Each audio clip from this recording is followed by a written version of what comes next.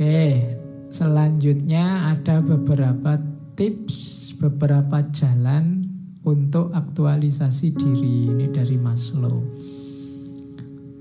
Yang pertama, otonomi, privasi, independensi. Bebaslah memutuskan, jagalah privasi dan independensi. Ini alamat bahwa wujudkan dirimu sebagaimana yang kamu inginkan, jangan mudah terpengaruh oleh lingkungan sekelilingmu. Otonom. Tidak satu ingin PNS, semuanya PNS. Satu ingin bisnis, semuanya terus ingin bisnis. Tidak gitu. Otonom, putuskan sendiri mana yang menurutmu cocok, mana yang sesuai passionmu tadi. Jadi itu jalan pertama untuk self-aktualisasi, mewujudkan dirimu. Yang kedua, terimalah dirimu, terimalah orang sekelilingmu, dan terimalah kodratmu. Kodrat itu situasi konkretmu. Kita itu kan tadi punya potensi, punya situasi, punya fakta-fakta realitas hidup objektif kita. Terima itu dulu. Jangan mengeluh dulu, jangan kesusun nuntut dulu. Pahami dirimu apa, siapa, kapasitasmu, kemampuanmu apa. Jadilah realistis. Karena modal pertama itu, kalau kamu realistis saja tidak bisa kamu mengembangkan diri.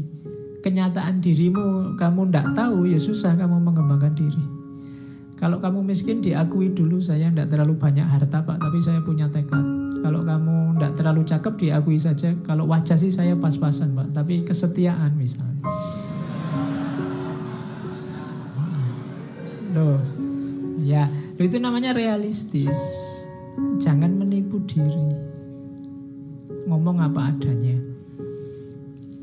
Jadi terima dirimu. Orang lain juga begitu. Terima orang lain sekelilingmu.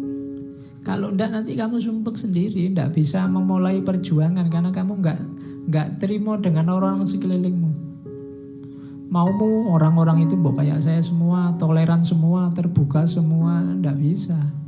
Terima dulu kenyataan di sekelilingmu ada yang ngamuan, ada yang tersinggungan, ada yang suka mencaci maki, ada juga yang baik, enggak apa-apa, diakui dulu kodrat hidupmu.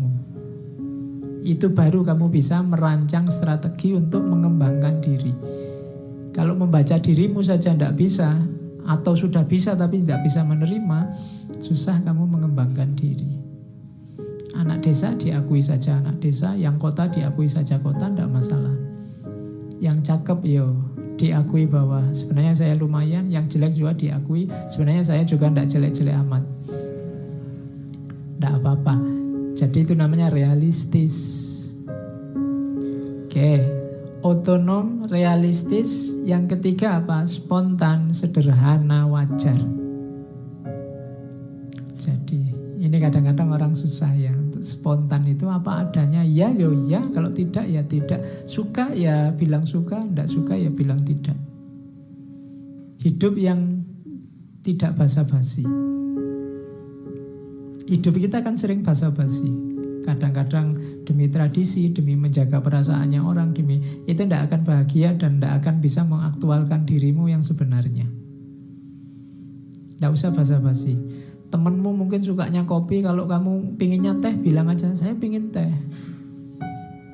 Tidak gara-gara semua ngambil kopi terus kamu ikut-ikutan kopi. Itu namanya hidup yang basa-basi. Jadi yang lain ngaji filsafat, sebenarnya kamu males ngaji filsafat, ngantuk buat apa. Tapi trennya sekarang begitu, akhirnya ikut ngaji. Itu namanya hidup yang basa-basi. Ngapain? Kamu ndak alami, ndak spontan. Oke. Jadi wajar-wajar saja. Terus kamu akan bisa self-aktualisasi kalau fokus dan mampu mengelola masalah. Tidak lari dari masalah, tapi juga tidak cari-cari masalah. Tapi kalau ada masalah, ayo. Bisa menghadapi, bisa mengalahkan. Ini orang yang bisa aktualisasi diri. Rumus kedua, demokratik. Jangan tertutup, terbuka. bisa berteman dengan siapapun, watak macam-macam, dan mau belajar dari siapapun. Ini orang yang bisa berkembang, karena kamu nyari referensi untuk mengembangkan dirimu kan dari orang lain. Maka kamu harus terbuka. Yang selanjutnya syaratnya bebas menjadi diri sendiri dan membebaskan orang lain. Jangan mau dizolimi tapi kamu juga jangan menzolimi. Jangan mau dikungkung orang dan kamu juga jangan ngungkung orang. Dua-duanya akan menghambat aktualisasi diri. Terus kreatif dan original. Kreatif itu kamu bisa menciptakan sesuatu yang baru, yang unik, yang khas dirimu, yang tidak niru-niru orang lain. Jadi tidak serta-merta semua kok sekarang ngomong gitu. Akhirnya kamu ikut-ikutan. Biasanya kamu pakai Assalamualaikum warahmatullahi wabarakatuh. Sekarang semuanya disingkat. Salam gitu dong. Wah, ini dijawabnya piye ya? Aku kadang-kadang gitu. Kamu tidak original, yang lain ikut semua, kamu ikut-ikutan juga. Sekarang orang malas ngomong cuma ngasih jempol saja, kamu ikut-ikutan pakai jempol. Kadang-kadang ada emotikon meringis itu kan, kadang-kadang kamu tidak tahu itu emotikon apa, ya kamu ikut-ikutan. Saya baru tahu kalau ada emotikon tangan dua nangkup itu, ternyata itu bukan mohon maaf. Tapi itu emotikon high five. High five itu setuju sebenarnya, sepakat ya, oke. Tapi kan kamu mohon maaf Pak, kan kamu gini. Iya. Dan itu dari mana kamu dapatnya? Niru-niru orang lain. Sama kayak emotikon yang atasnya ada gambar bulatnya itu kan. Ada yang menafsirkan itu sedang bingung. Jadi ada sininya muter-muter berarti bingung. Jadi kalau kamu ada orang ngomong kok kamu tidak paham, terus kamu kasih emotikon itu. Padahal maksudnya bukan itu. Nah itu kan kenapa kamu kok gitu? Karena kamu ikut-ikutan orang lain. Kamu tidak kreatif dan tidak original. Kamu ciptakan sendiri yang versimu. Biasanya kalau ada berita tidak enak apa berita enak, itu isinya copy paste kabeh. Ya kan? Innalillahi, semoga itu podo kabeh isinya, semuanya. Ya. Semoga cepat sembuh, semoga diterima di sisinya, yang ditinggalkan mendapatkan kesabaran. Kabeh podo dari awal sampai akhir. Copy paste, tidak original, tidak kreatif. Kreatif lah, kamu akan dikenal jadi sesuatu.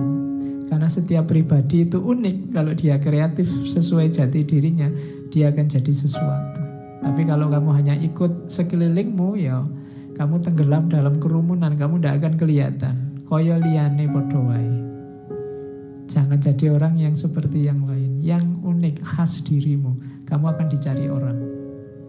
Ya tentunya yang baik-baik ya, jangan yang jelek-jelek. Nanti saya original bagian yang jelek-jelek Pak Ojo. Oke, terus bermoral. Jadi jadilah orang baik. Di situ kalimatnya bermoral tanpa harus butuh otoritas eksternal. Tanpa harus disuruh-suruh, tanpa harus dipaksa-paksa, tanpa harus sibuk dengan dalilnya apa. Kamu tahu mana yang baik, mana yang tidak, dan kamu jalankan itu. Itu namanya punya kepekaan etis. Terus gentle, dan itu kalimatnya agak unik, philosophical sense of humor. Gitu. Jadi gentle itu lembut, tidak kasar, tapi juga tidak cengeng. Itu gentle. Makanya kalau kamu pidato kan ada ladies and gentlemen. Gentleman itu bukan yang tinggi, besar, gagah, keras, enggak. Atau yang lembek, melambai juga tidak. Gentleman itu lembut. Nah, cari orang yang, jadilah orang yang gentle, yang tidak keras juga tidak cengeng, tidak lembek, serta punya rasa humor. Biar hidupmu tidak kaku, sense of humor, tapi yang tidak sekedar ndagel, yang filosofis, yang bermakna. Jadi philosophical sense of humor. Mungkin mirip-mirip Nasruddin dulu itu kan, dagelannya juga banyak tapi bermakna. Hidupnya seneng, kelihatannya santai tapi maknanya dalam. Terus resisten terhadap inkulturasi. Maksudnya apa? Tidak ditelan oleh budaya sekelilingnya. Tidak mudah terpengaruh oleh budaya-budaya yang hadir di sekelilingnya. Itu ciri self-actualism. Orang yang ada kans untuk nyampe level kepribadian tertinggi, mewujudkan dirinya. Kalau yang kita sebut di self-actualism pertama dan kedua ini susah dipenuhi, biasanya kita masih susah menggali potensi kita sampai puncak.